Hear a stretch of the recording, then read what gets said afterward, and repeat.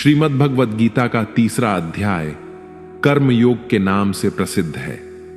यह अध्याय जीवन के सबसे गूढ़ और आवश्यक प्रश्न का समाधान प्रस्तुत करता है। क्या मोक्ष केवल ज्ञान से संभव है या कर्म के माध्यम से भी परमात्मा की प्राप्ति हो सकती है?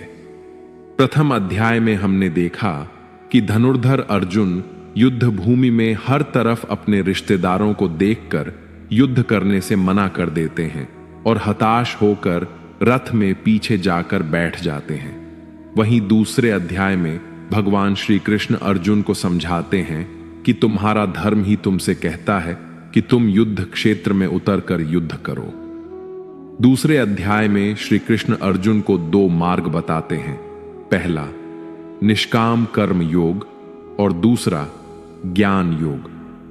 द्वितीय अध्याय में भगवान श्री कृष्ण ने अर्जुन को आत्मा तत्व का ज्ञान दिया और कहा कि बुद्धि योग द्वारा व्यक्ति जन्म मरण के बंधन से मुक्त हो सकता है। किंतु उस उपदेश के बाद अर्जुन के मन में भ्रम उत्पन्न हुआ। वह सोचने लगे, यदि ज्ञान ही श्रेष्ठ है तो फिर मुझे इस भयानक युद्ध में क्यों प्रवृत्त कर रहे हैं? क्या मुझे अपने कर्मों का त्याग नहीं कर देना चाहिए?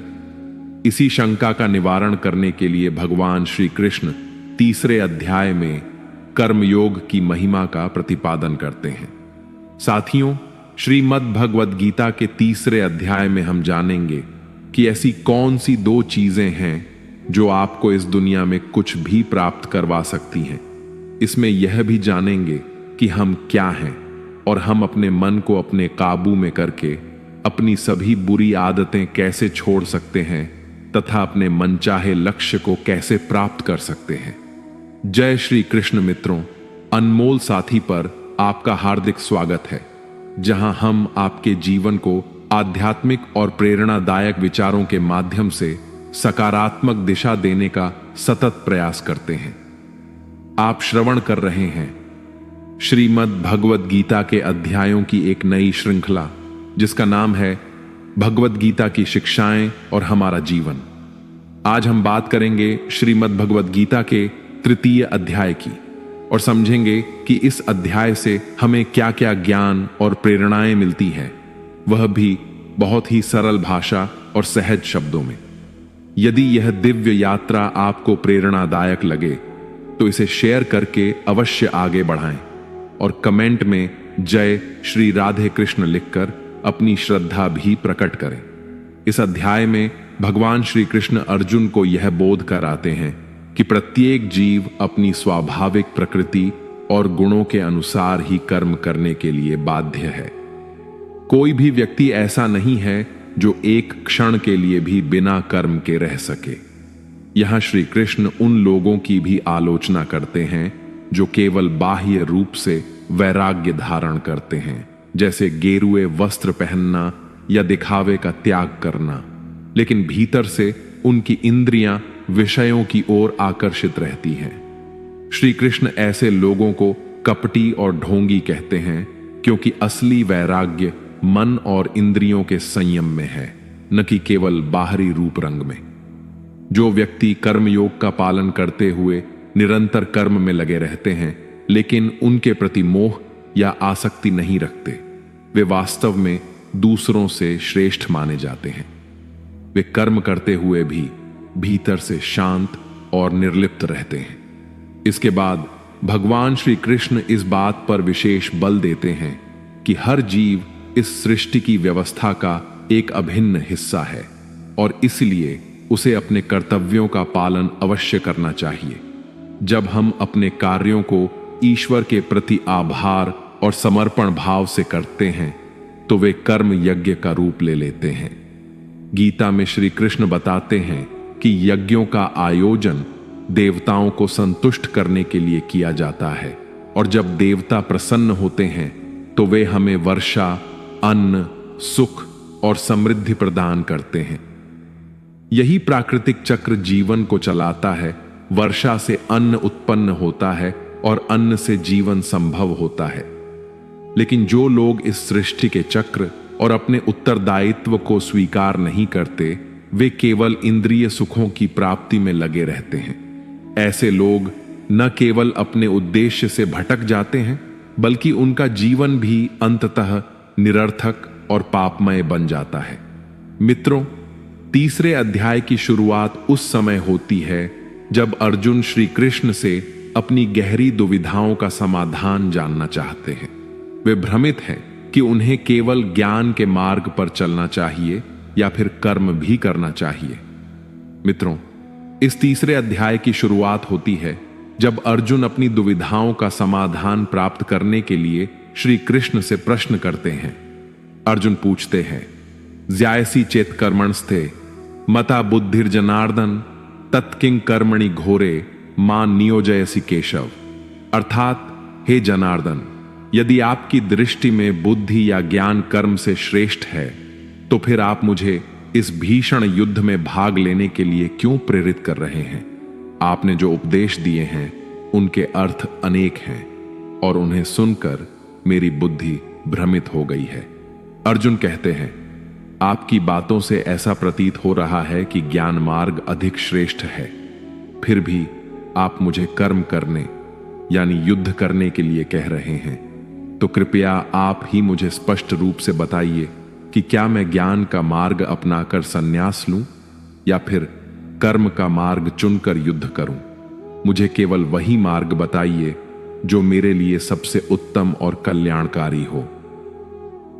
यह सुनकर भगवान श्री कृष्ण मुस्कुराते हुए अर्जुन से कहते हैं, लोकेस्मिन् विविधा निष्ठा पुरा प्रोक्ता मयानग ज्ञान योगेन सांख्याना कर्म योगेन योगिनाम। अर्थात, हे निष्पाप अर्जुन, इस संसार में मैंने पहले ही 2 प्रकार की निष्ठाओं का वर्णन किया है। ज्ञान योग उन लोगों के लिए है जिनकी प्रवृत्ति चिंतन, अध्ययन और आत्म साक्षात्कार में होती है, जबकि कर्म योग उनके लिए है जो कर्मशील हैं, जो अपने कर्तव्यों का पालन करते हुए मोक्ष की ओर बढ़ना चाहते हैं। मित्रों, योग का अर्थ है ऐसा मार्ग जो हमें आत्मिक उन्नति की ओर ले जाए और हमारे जीवन को सार्थक बना दे। गीता में श्री कृष्ण 2 प्रमुख मार्ग बताते हैं, एक है ज्ञान योग और दूसरा कर्म योग। लेकिन इन दोनों ही रास्तों में एक चीज समान है और वह है कर्म। कर्म करना अनिवार्य है, चाहे आप किसी भी मार्ग पर चलें। इसीलिए श्री कृष्ण स्पष्ट रूप से कहते हैं, न कर्मणाम अनारंभान नैष्कर्म्यम पुरुषोष्णुते न च संन्यसनादेव सिद्धिम समधिगच्छति। अर्थात, ना तो केवल कर्म न करने से कोई व्यक्ति कर्मों से मुक्त हो सकता है और ना ही मात्र बाह्य रूप से संन्यास लेने से कोई परम सिद्ध या ज्ञान की अवस्था प्राप्त कर सकता है। श्री कृष्ण अर्जुन से कहते हैं, चाहे तुम्हें ज्ञान योग बेहतर लगे या कर्म योग, दोनों ही स्थितियों में तुम्हें कर्म तो करना ही पड़ेगा। केवल सोच लेने से या ज्ञान के पथ पर चलने की कल्पना करने से सिद्धि प्राप्त नहीं होती। कुछ लोग कहते हैं हम निष्कर्म हो गए हैं और कुछ कहते हैं हम तो ज्ञान योग के अनुयायी हैं, हमें सब कुछ ज्ञात है। लेकिन श्री कृष्ण इन दोनों भ्रमों को तोड़ते हैं। वे स्पष्ट करते हैं कि चाहे आप ज्ञान योग में हो या निष्काम कर्म योग में, दोनों में कर्म करना अनिवार्य है। भगवान श्री कृष्ण अर्जुन से अत्यंत गहराई और भाव से कहते हैं कि यदि कोई व्यक्ति यह दावा करता है कि वह अहम ब्रह्मास्मि की अवस्था में पहुंच चुका है और अब उसे कोई कर्म करने की आवश्यकता नहीं है, तो वह व्यक्ति केवल दिखावा कर रहा है। वह अहंकार और भ्रम से भरा हुआ है, क्योंकि इस संसार में कोई भी मनुष्य ऐसा नहीं है जो एक क्षण के लिए भी पूरी तरह निष्क्रिय रह सके। प्रकृति द्वारा उत्पन्न गुणों के अधीन होकर ही कर्म होता है। हे अर्जुन, तुम भी एक मनुष्य हो। तुम चाहो या ना चाहो, तुम्हारे शरीर से कर्म तो होते ही रहेंगे। तुम्हारा सांस लेना, भोजन करना, सोचना, ये सभी भी कर्म ही हैं। और जब तक यह शरीर है तब तक तुम पूरी तरह निष्क्रिय नहीं रह सकते। और अगर तुम इन सब को किसी भी शक्ति से रोकना भी चाहोगे तो क्या निश्चित है कि तुम अपनी इच्छाओं के बारे में नहीं सोचोगे। कहने का मतलब है तुमसे जाने अनजाने में कर्म तो हो ही जाएगा। श्री कृष्ण अर्जुन को याद दिलाते हैं कि तुम एक क्षत्रिय हो और तुम्हारा धर्म है कि तुम अन्याय और अधर्म के विरुद्ध खड़े हो। यदि तुम अपने कर्तव्य से मुंह मोड़ लोगे तो न केवल अपना धर्म त्यागोगे बल्कि अपने अस्तित्व से भी मुंह मोड़ लोगे। इसलिए तुम्हारे लिए सन्यास का मार्ग नहीं बल्कि कर्म का मार्ग ही सर्वोत्तम है। श्री कृष्ण आगे कहते हैं, तुम यह समझो कि यह सभी कर्म वास्तव में तुम नहीं कर रहे बल्कि प्रकृति तुमसे करवा रही है। तुम केवल एक माध्यम हो। जब तुम यह जान जाओगे कि तुम स्वयं कर्ता नहीं हो बल्कि केवल एक साक्षी हो, तभी तुम फल की इच्छा से मुक्त होकर एक सच्चे कर्मयोगी बन सकोगे। वे अर्जुन को आश्वासन देते हैं, जब तुम अपने सभी कर्मों को फल की अपेक्षा के बिना मेरे चरणों में समर्पित कर दोगे, तब मैं स्वयं तुम्हारा कर्ता बन जाऊंगा। और जब मैं तुम्हारा कर्ता बन जाऊंगा, तुम्हें बिना मांगे ही वे सब सुख सुविधाएं और राज्य दे दूंगा जिसकी तुम्हें जरूरत होगी। लेकिन यदि तुम कर्म से बचते हुए बिना परिश्रम किए केवल भोग चाहते हो तो तुम एक चोर कहलाओगे और तब तुम कभी मुझसे यानी परमात्मा से नहीं जुड़ पाओगे। महान आत्माएं खाने के लिए नहीं जीती बल्कि जीने के लिए खाती हैं। उसी प्रकार तुम्हें भी परिणाम के लिए नहीं बल्कि धर्म और लोक कल्याण के लिए युद्ध करना चाहिए। तुम मनुष्यों में सबसे महान, श्रेष्ठ, तेजस्वी और योग्य हो। इसलिए तुम्हारे कर्म केवल तुम्हारे नहीं रह जाते, वे समस्त मानवता के लिए उदाहरण बन जाते हैं। देखो मुझे, मैं स्वयं भगवान हूं। मुझे कोई भी कर्म करने की आवश्यकता नहीं है, न कोई अपेक्षा है, न कोई बंधन। फिर भी मैं निरंतर कर्म करता हूं। क्यों? क्योंकि मनुष्य की आत्मा मेरा ही एक अंश है। यदि मैं कर्म करना छोड़ दूं तो यह पूरी सृष्टि कर्महीन होकर विनाश की ओर बढ़ जाएगी। इसलिए मैं स्वयं कर्म करता हूं ताकि मनुष्य मुझसे प्रेरणा ले सके और अपने जीवन को धर्ममय बना सके। श्री कृष्ण अर्जुन से कहते हैं, यदि तुम्हारे साथ कोई न खड़ा हो, कोई तुम्हारी आलोचना करे, अपमान करे या तुम्हारी राह में बाधाएं डाले, तब भी तुम बिना विचलित हुए अपना कर्म करते रहो। जो व्यक्ति राग द्वेष के बिना केवल कर्तव्य में लगा रहता है, समय के साथ वही आलोचक भी उसकी प्रशंसा करने लगते हैं और उसका अनुसरण करने लगते हैं। श्री कृष्ण कहते हैं, मयि सर्वाणि कर्माणि सन्न्यस्य अध्यात्म चेतसा निराशीर निर्ममो भूत्वा युध्यस्व विगतज्वरः। अर्थात, हे अर्जुन, अपने समस्त कर्म मुझे अर्पित कर दो और निरंतर मुझे परमात्मा रूप में स्मरण करते हुए कामनाओं और ममता से मुक्त होकर अपने भीतर के मानसिक कष्टों को त्याग दो और इस धर्म युद्ध में पूरे उत्साह से खड़े हो जाओ। क्योंकि जो व्यक्ति यह समझता है कि वह स्वयं ही सब कुछ कर रहा है, उससे बड़ा मूर्ख और पीड़ित कोई नहीं होता। वह न केवल दुखी होता है बल्कि दूसरों को भी भ्रमित करता है। ज्ञानी जन ऐसे अज्ञानी लोगों से विवाद नहीं करते, उन्हें केवल दया की दृष्टि से देखते हैं। इसलिए हे अर्जुन, तू अपने कर्मों के बंधन में मत उलझ, न मोह रख, न पछतावा कर, न आशा बांध। केवल अपना कर्म कर, पूरे समर्पण भाव से, बिना किसी अपेक्षा के, क्योंकि यही सच्चा योग है। यह बात हृदय में बिठा ले कि अपने धर्म और कर्तव्य का पालन, चाहे उसमें थोड़ी सी भी कमी क्यों न रह जाए, फिर भी दूसरों के धर्म को अपनाने से कहीं अधिक श्रेष्ठ और कल्याणकारी होता है। क्योंकि अपना धर्म हमारे स्वभाव के अनुकूल होता है, जबकि दूसरे का धर्म चाहे कितना भी आकर्षक क्यों न लगे, अंततः वह हमें भ्रम, विफलता और दुख की ओर ही ले जाता है। अर्जुन ने गहरे भाव से पूछा, भगवान, यदि मनुष्य वास्तव में आपके ही अंश हैं, तो फिर उससे गलतियां क्यों होती हैं? वह बुरे कर्म क्यों करता है?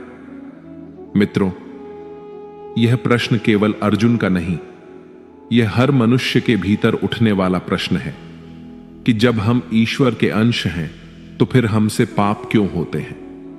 भगवान श्री कृष्ण बड़े धैर्य और करुणा से उत्तर देते हैं, हे अर्जुन, यह मनुष्य का शरीर भोग विलास की ओर स्वाभाविक रूप से आकर्षित होता है, क्योंकि उसकी प्रकृति ही ऐसी है। जब उसकी इच्छाएं पूरी नहीं होती तो वह क्रोध से भर जाता है। जैसे धुएं के कारण अग्नि छिप जाती है, वैसे ही कामना और क्रोध के कारण मनुष्य की बुद्धि ढंक जाती है और वह धर्म, कर्तव्य और परमात्मा को देख ही नहीं पाता। श्री कृष्ण कहते हैं, इन्हीं कामनाओं और क्रोध के वश में आकर मनुष्य अपनी इंद्रियों और मन पर नियंत्रण खो देता है और कई बार न चाहते हुए भी गलतियां कर बैठता है। फिर भगवान अर्जुन को एक महान सत्य से परिचित कराते हैं, हे अर्जुन, तू यह सदा याद रखना कि इस शरीर से अधिक शक्तिशाली हैं इसकी इंद्रियां, इंद्रियों से भी ज्यादा बलवान है मन, मन से भी ऊंचा स्थान है बुद्धि का, और इन सब से भी श्रेष्ठ और परम है तू यानी आत्मा। इसलिए हे अर्जुन, तू आत्मा के बल से अपनी बुद्धि को वश में कर, बुद्धि से अपने चंचल मन को नियंत्रित कर, मन से इंद्रियों को संयमित कर, और फिर तेरी इंद्रियां तुझे सही दिशा में कर्म करने के लिए प्रेरित करेंगी। मित्रों, आइए आज हम भगवान श्री कृष्ण की कही हुई उन दिव्य बातों को आधुनिक जीवन के दृष्टिकोण से समझने की कोशिश करें। इस संसार में हर परिणाम केवल दो चीजों से आता है, ज्ञान और कर्म, अर्थात आपकी सोच और आपकी मेहनत। लेकिन ये दोनों अलग अलग अस्तित्व रखते हैं। जब हम ज्ञान और कर्म को एक साथ संतुलन में रखकर जीना सीख लेते हैं, तभी जीवन में सच्चा परिवर्तन आता है। आज की तेज रफ्तार जिंदगी में जहां हर कोई किसी न किसी दौड़ में शामिल है, वहां यह अत्यंत आवश्यक हो जाता है कि हम केवल कर्म न करें, बल्कि उस कर्म को सही ज्ञान से जोड़कर करें। ज्ञान का अर्थ केवल किताबों को रटना या परीक्षा पास करना नहीं है। सच्चा ज्ञान यह है कि हम स्वयं को पहचानें, हमारा लक्ष्य क्या है, हमारी क्षमताएं और कमजोरियां क्या हैं, और हम किन उपायों व रणनीतियों से उस लक्ष्य तक पहुंच सकते हैं। जब हम स्वयं की पहचान कर लेते हैं, तभी हमारा ज्ञान योग शुरू होता है, यानी चेतन अवस्था में आत्म जागरूकता के साथ आगे बढ़ना। परंतु इससे भी बड़ा और गहरा सत्य यह है कि हम यह शरीर नहीं हैं, हम आत्मा हैं, एक शुद्ध, शांत और परम चेतना। हमारे विचार, भावनाएं, इच्छाएं और कर्म, इन सबसे ऊपर है हमारा आत्म स्वरूप। जब हम आत्मा की चेतना में आकर कर्म करते हैं, तो हमारे भीतर से भय, चिंता, अस्थिरता और भ्रम सब समाप्त हो जाते हैं। कोई भी कठिनाई आपको नीचे नहीं गिरा सकती। आप हर हाल में ऊपर उठेंगे और अडिग रहेंगे। इसके बाद श्री कृष्ण इस अध्याय में दूसरा मार्ग बताते हैं, कर्म योग, अर्थात आपका कर्म, आपका कर्तव्य। भगवान स्पष्ट कहते हैं कि तुम्हें कभी यह नहीं मानना चाहिए कि तुम स्वयं कोई कार्य कर रहे हो। जब तुम यह मान लेते हो कि किसी भी कार्य के लिए कर्ता तुम नहीं हो, बल्कि यह शरीर और प्रकृति है, तब दो अद्भुत परिवर्तन होते हैं। पहला, तुम अपने कर्मों के परिणाम को लेकर चिंतित नहीं रहते, और दूसरा, तुम भावनात्मक रूप से स्थिर होकर अपने कार्य में अपना सर्वोत्तम प्रयास कर पाते हो। निष्काम भाव से कर्म करना, यही कर्मयोग है। और अंत में सबसे महत्वपूर्ण बात, जब फल तुम्हारे हाथ में नहीं है, तो अच्छा हो या बुरा, उसे अपने अहंकार या हीनता से जोड़कर दुखी मत हो। श्री कृष्ण ने स्पष्ट रूप से कहा है, कर्म करो, लेकिन फल की चिंता मत करो। तुम्हारा अधिकार केवल कर्म पर है, फल पर नहीं। इसके अलावा श्रीमद् भगवद गीता के 3 अध्याय में यह भी बहुत सरल और स्पष्ट शब्दों में बताया गया है कि आप अपनी किसी भी बुरी आदत से कैसे छुटकारा पा सकते हैं। उपाय बहुत सहज है। आप स्वयं को उस परमात्मा का एक छोटा सा अंश मानिए, एक शुद्ध आत्मा समझिए। जब आप यह समझ लेते हैं कि आप केवल शरीर नहीं बल्कि आत्मा हैं, तब आप आत्मा के ध्यान से अपने विचारों को नियंत्रित करना शुरू कर सकते हैं। विचारों पर नियंत्रण पाने के बाद आपका मन स्वाभाविक रूप से स्थिर होने लगता है, और जब मन नियंत्रण में आ जाता है तो वह आपकी इंद्रियों को भी वश में कर लेता है। जब आपकी इंद्रियां आपके काबू में आ जाती हैं, तब कोई भी बुरी आदत छोड़ना या जीवन में किसी भी कठिन कार्य को करना आपको मुश्किल नहीं लगेगा। जीवन सरल लगने लगेगा और आत्मबल से भरपूर हो जाएगा। आज के समय में भी कर्म योग की यह शिक्षा उतनी ही सत्य है जितनी कुरुक्षेत्र में थी। हम सब किसी न किसी रूप में कर्म करते ही रहते हैं, घर में, समाज में, कार्यस्थल पर। यदि हम अपने हर कार्य को ईश्वर की सेवा मान लें, यदि हम परिणाम की चिंता छोड़कर केवल श्रेष्ठ कर्म करने में विश्वास रखें, तो हमारा मन शांत रहेगा, जीवन संतुलित होगा और आत्मा प्रसन्न। कर्मयोग हमें यह सिखाता है कि कर्तव्य से भागो मत, उसे ईश्वर को समर्पित करो। फल की इच्छा छोड़ दो तो कर्म ही योग बन जाएगा। मित्रों, आपको इस अध्याय से क्या सीखने को मिला, कमेंट में जरूर लिखें। अगर आपको हमारा प्रयास पसंद आया हो तो इसे लाइक करें और अपने परिजनों के साथ अधिक से अधिक शेयर करें, और ऐसे ही ज्ञानवर्धक वीडियो देखने के लिए हमारे चैनल को सब्सक्राइब करें और घंटी का बटन भी दबाएं। अंत तक मुझे सुनने के लिए आपका बहुत बहुत धन्यवाद। अगर भगवद गीता की इस व्याख्या में मुझसे कोई भी त्रुटि हो गई हो तो मैं क्षमा प्रार्थी हूं।